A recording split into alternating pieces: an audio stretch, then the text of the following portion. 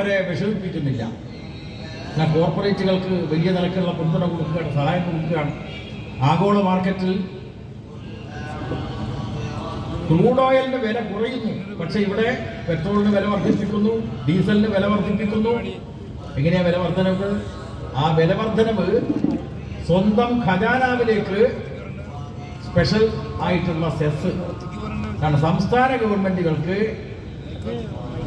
പങ്കുവെക്കാനുള്ള, വിഹിതം കൊടുക്കാനുള്ള സെസ് അല്ല ചുമത്തുന്നത്, എല്ലാം കേന്ദ്ര ഗവൺമെന്റ് ഖജാനാവിലേക്ക് പണം എത്തിക്കുന്നതിനുള്ള ടാക്സ്, ആ സെസ് പിരിച്ചെടുക്കുകയാണ്.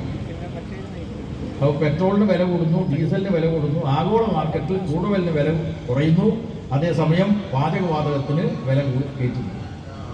ഇവിടെ കാര്യം വ്യക്തമാണ്. ജനങ്ങളെ കബളിപ്പിക്കുന്ന വർഗീയ പ്രചരണം ഒരു ഭാഗത്ത് സംഘപരിവാർ നടത്തുന്നു. മോദി ഭരണം അതേസമയം രാജ്യത്തിലെ കോർപ്പറേറ്റുകളുടെ വളർച്ചയ്ക്ക് വേണ്ടിയുള്ള കൃത്യമായിട്ടുള്ള നടപടികൾ സ്വീകരിക്കുന്നു. ഈ RSSും BJPയും എങ്ങനെയാണ് രാജ്യത്ത് പ്രവർത്തിക്കുന്നത്? കോർപ്പറേറ്റുകളുടെ പണം കൊണ്ടാണ്. ഞാനതിൻ്റെ വിശദാംശങ്ങളിലേക്ക് കടന്നു പോകുന്നില്ല. കഴിഞ്ഞ ലോക്സഭാ തെരഞ്ഞെടുപ്പിൽ ഇടതുപക്ഷം ജനങ്ങളോട് പറഞ്ഞു, ഇത് ഇലക്ട്രൽ ബോർഡ്, നിയമസഭാ തെരഞ്ഞെടുപ്പിൽ മാത്രം 44 കോടി രൂപയാണ് കേരളത്തിലെ BJP നേതാക്കന്മാരുടെ കയ്യിലേക്ക് എത്തിയത്. ആ 44 കോടിയിലെ ഒരു ഭാഗമാണ് കൊടകര കുഴൽപ്പണം തട്ടിപ്പറി കേസുണ്ടായത്. കൊടകര പോലീസ് സ്റ്റേഷനിൽ വന്നിട്ടുള്ള പരാതി എന്താണ്? 25 ലക്ഷം രൂപ ഞങ്ങളിൽ നിന്ന് തട്ടിപ്പറിച്ചു. ഏത് സംഘമാണ് തട്ടിപ്പറിച്ചത്? ഇവര് തന്നെ. ഈ BJPയിലെ ക്രിമിനൽ സംഘങ്ങൾ തമ്മിലുള്ള സംഘർഷത്തിന്റെ ഭാഗമായി നടന്ന തട്ടിപ്പറിയാണ് കൊടകരയിലെ കുഴൽപ്പണ കേസ്. പക്ഷേ അന്വേഷിച്ചത് കേരള പോലീസാണ്, മോദിയുടെ അന്വേഷണ സംഘമല്ല. അന്വേഷിച്ചെത്തിയ എന്താണ്? 25 ലക്ഷമല്ല തട്ടിപ്പറിച്ചത്, പിന്നെയോ 44 കോടി രൂപ കേരളത്തിലേക്ക് കൊണ്ടുവന്നിട്ടുണ്ട്. അതിന്റെ ഭാഗമായി തൃശ്ശൂരിലെ BJP ഓഫീസിൽ 6 ചാക്കുകളിലായിട്ട് വലിയ പണം വന്നു. ആരാ മൊഴി കൊടുക്കുന്നത് പോലീസിന്? BJPയുടെ തൃശ്ശൂർ ജില്ലയെ ഓഫീസ് സെക്രട്ടറി ആയിരുന്ന ആൾ പോലീസിന് മൊഴി കൊടുക്കുകയാണ്. 6 ചാക്കിലായി കൊണ്ടുവന്നു. അതിലൊരു ഭാഗമാണ് ഈ കൊടകരയിൽ തട്ടിപ്പറിക്കപ്പെട്ടത്. അപ്പോൾ ഇതാ BJP കോർപ്പറേറ്റുകളുടെ പണം വാങ്ങി അവരുടെ ആജ്ഞക്കനുസരിച്ച് പ്രവർത്തിക്കുന്ന ഒരു ഭരണം ഈ രാജ്യത്ത് നിലനിൽക്കുന്നു എന്നതാണ് നാം മനസ്സിലാക്കേണ്ട ഏറ്റവും പ്രധാനപ്പെട്ട. അതിനെ അടിസ്ഥാനപ്പെടുത്തി അധികാര കസേര സംരക്ഷിക്കുകയും ചെയ്യുന്ന രാഷ്ട്രീയമാണ് രാജ്യത്തിലെ സംഘപരിവാർ തുറന്നുകൊണ്ടിരിക്കുന്നത്. ഏറ്റവും ഒടുവിൽ ഇപ്പോൾ വഖഫ് ഭേദഗതി നിയമം പാർലമെന്റ് പാസാക്കി. ലോക്സഭ ആദ്യം പാസാക്കി, നിയമസഭ പാസാക്കി. പക്ഷേ ആഹ്ലാദകരമായിട്ടുള്ള കാര്യം, അഭിമാനകരമായിട്ടുള്ള കാര്യം, അത്യുജ്വലമായിട്ടുള്ള പോരാട്ടമാണ് പാർലമെന്റിന്റെ ഇരു സഭകളിലും പ്രതിപക്ഷം നടത്തിയത്. അതിൽ ശക്തമായിട്ട് നിലപാട് സ്വീകരിച്ചത് ഇടതുപക്ഷങ്ങൾ മാത്രം. ഇസ്ലാം മത വിശ്വാസികളെ സംബന്ധിച്ചിടത്തോളം എന്താണ് വഖഫ് എന്ന് വിശദീകരിക്കേണ്ട ആവശ്യമില്ല. പക്ഷേ നമ്മുടെ കേരളത്തിന്റെ രാഷ്ട്രീയ അന്തരീക്ഷം നോക്കുമ്പോൾ കഴിഞ്ഞ കുറച്ചു കാലമായി കേട്ടുകൊണ്ടിരിക്കുന്ന ഒരു കാര്യമാണ് വഖഫ്. അല്ലേ? ലീഗുകാർക്ക് നല്ല ഓർമ്മയുണ്ടാവും. കോഴിക്കോട് കടപ്പുറത്ത് അവർ റാലി നടത്തിയല്ലോ. എന്താ അതിൻ്റെ പേര്? വഖഫ് സംരക്ഷണ റാലി. പൊന്നാനിയിലെ ലീഗുകാർ പോയിട്ടുണ്ടാവും. വഖഫ് സംരക്ഷണ റാലി സിന്ദാബാദ്. കോഴിക്കോട് കടപ്പുറത്തേക്ക്. ഞാൻ ഇവിടുത്തെ ലീഗ് സുഹൃത്തുക്കളോട് ചോദിക്കുകയാണ്, എന്തിനു വേണ്ടിയിട്ടാണ് നിങ്ങളന്ന് ഈ വഖഫ് സംരക്ഷണ റാലി നടത്തിയത്?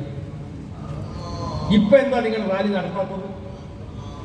ഇപ്പൊ റാലി നടത്തുന്ന ആരാ? കരിപ്പൂർ വിമാനത്താവളത്തിലേക്ക് മാർച്ച്. ആരാ?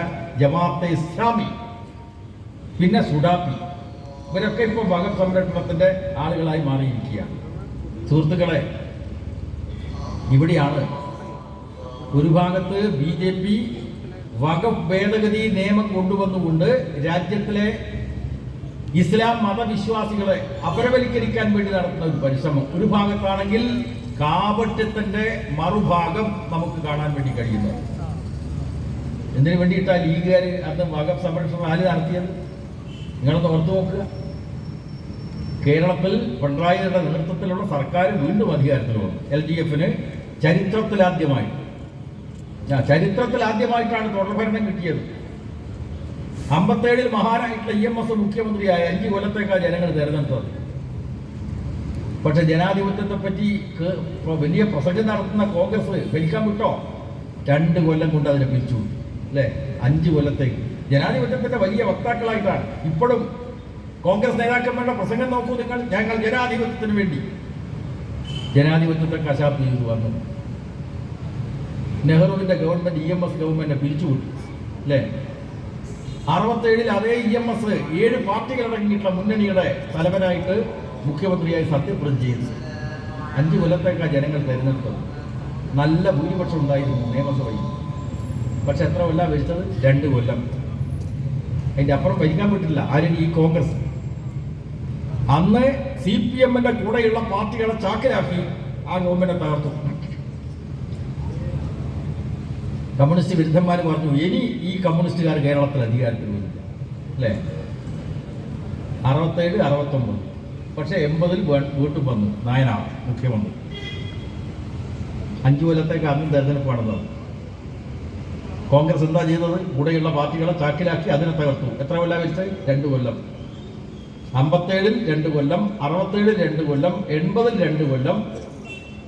പക്ഷെ 2016-ൽ സഖാവ് പിണറായിയുടെ നേതൃത്വമുള്ള LDF ഭരണം അധികാരത്തിൽ വന്നതിനെ തുടർന്ന് 21-ൽ 5 കൊല്ലം പൂർത്തീകരിച്ച് തെരഞ്ഞെടുപ്പ് നടത്തിയപ്പോൾ തുടർ ഭരണത്തിനുള്ള ചരിത്രത്തിലാദ്യമായിട്ടുള്ള ജനവിധി ഉണ്ടായി. അങ്ങനെ ഇപ്പോൾ LDFന്റെ ഭരണം മുന്നോട്ട് വന്നു. ഇപ്പോൾ 4 വർഷം പൂർത്തീകരിച്ചിരിക്കുകയാണ്. ആ മന്ത്രിസഭയുടെ 4ാം വാർഷികം ആചരിക്കാൻ വേണ്ടി തീരുമാനിച്ചിരിക്കുകയാണ്.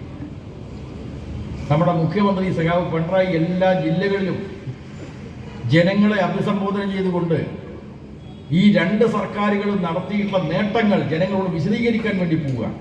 കാരണം വലിയൊരു ഒഴുക്ക് കേരളത്തിൽ വരാൻ വേണ്ടി പോവുകയാണ്. മന്ത്രിസഭയുടെ 4ാം വാർഷികത്തിൻ്റെ ഭാഗമായിട്ട് റാലി. ഇത് കേരളത്തിലെ വലതുപക്ഷ ശക്തികളെ വല്ലാതെ ബേജാറാക്കിയിട്ടുണ്ട്. അധികാരത്തിന് വെളിയിൽ നിൽക്കേണ്ടി വരുമോ?